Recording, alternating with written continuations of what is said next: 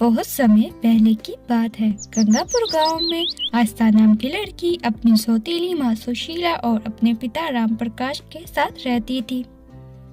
सुशीला की एक बेटी थी जिसका नाम रिया था।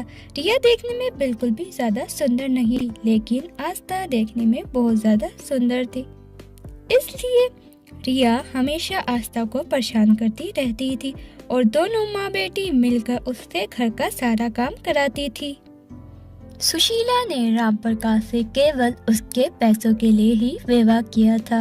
एक दिन राम प्रकाश की तबीयत बहुत ज्यादा खराब हो जाती है, लेकिन सुशीला उसकी अच्छे से देखभाल नहीं करती, जिसकी वजह से राम प्रकाश की मृत्यु हो जाती है। सुबह से तुझसे 4 बर्तन नहीं धोए गए, सारे घर का काम कब करेगी और खाना कब बनाएगी? मेरी आज थोड़ी तबीयत खराब थी और ऊपर से आज बर्तन भी बहुत सारे थे, इसलिए थोड़ा समय लग रहा है बर्तन धोने में। बाद में मैं फटाफट घर का काम कर लूंगी और उसके बाद खाना भी बना दूंगी। तबीयत खराब तो सिर्फ तेरा बहाना है काम ना करने का। तुझे मैं अच्छे से जानती हूँ। तेरी माँ भी शायद तेरी जैसी ही कामचोर हो गई। मेरी बेटी को भूख लगी है, समझ में आई? जल्दी से खाना तैयार कर उसके लिए। सब माँ बेटी मिलकर ऐसे ही जुल्म किया करते थे और जो बचा कुचा खाना बच जाता था वो आस्था को खाना पड़ता था। ऐसे ही दिन बीत रहे थे और दोनों माँ बेटी किसी न किसी बात पर आस्था को परेशान करती रहती थी। फिर एक दिन सुशीला और रिया शॉपिंग करने जा रही थी। आस्था, जल्दी से जाकर रिया को तैयार कर, हम दोनों ने शॉपिंग पर जाना है। जी माँ। आस्था रिया को तैयार करती है। निकलने से पहले रिया अपनी माँ से कहती है, माँ इस पर भरोसा मत करना, रसोई में बहुत सारे काजू बादाम रखे हैं, ये ना हो ये सब खा जाए, इसलिए आप रसोई घर में ताला लगा कर जाए। हाँ बेटी, तू बिल्कुल सही कह रही है।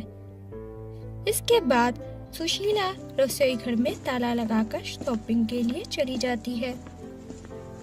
उस दिन आस्था की तबीयत बहुत खराब थी। सारा काम करने के बाद आस्था अपने कमरे में उदास बैठकर अपनी माँ को याद कर रही थी। माँ, तुम मुझे छोड़कर क्यों चली गई?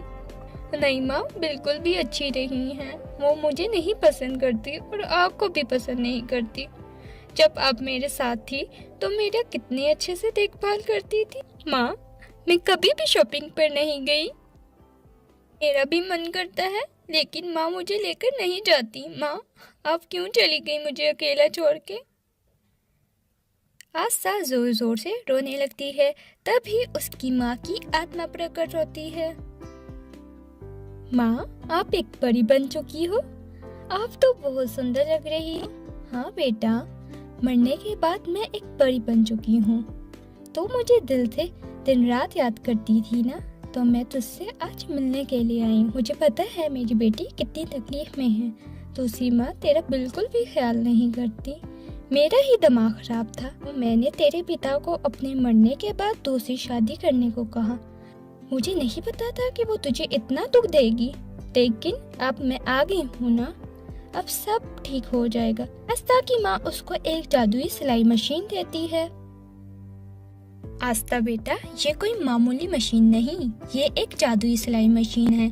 तुम इसकी मदद से घर का सारा काम जल्दी कर लोगी और जो कोई भी इस मशीन को नुकसान पहुंचाने की कोशिश करेगा, ये मशीन खुद ब खुद ही उसे सजा देगी।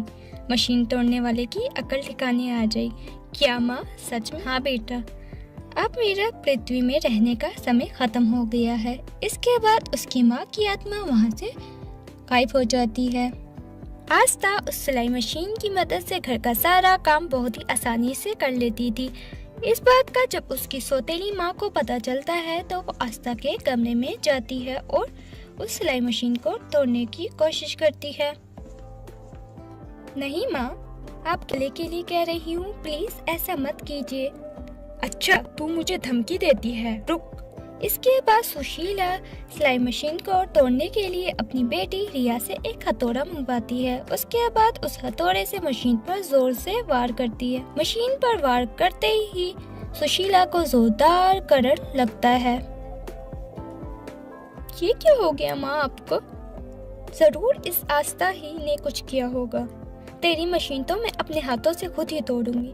ऐसा कहते हुए रिया भी उस मशीन पर वार करती है और जैसे ही वो वार करती है उसे भी जोर का झटका लगता है। मैंने आप दोनों से कहा था ना कि ऐसा मत कीजिए, पर आपने मेरी बात नहीं सुनी। देख लिया इसका अंजाम। अब आगे से मेरी मशीन को छूने की हिम्मत मत करना, वरना अगली बार उससे भी तगड़ा झटका मिलेगा आप दोनों को। उस दिन के बाद से दोनों माँ बेटी ने आस्था के साथ अच्छा व्यवहार करना शुरू कर दिया। अब वो दोनों आस्था से घर का काम भी नहीं करवाती थी और उस खुद गर्मा गर्म खाना परोसती थी। आस्था मन में सोचती है, मैं चाहती थी कि इन दोनों के मन में मेरे लिए प्यार हो, लेकिन ये दोनों कभी नहीं सुधरेंगी।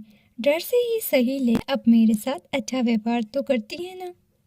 तो दोस्तों, कैसी लगी हमारी स्टोरी?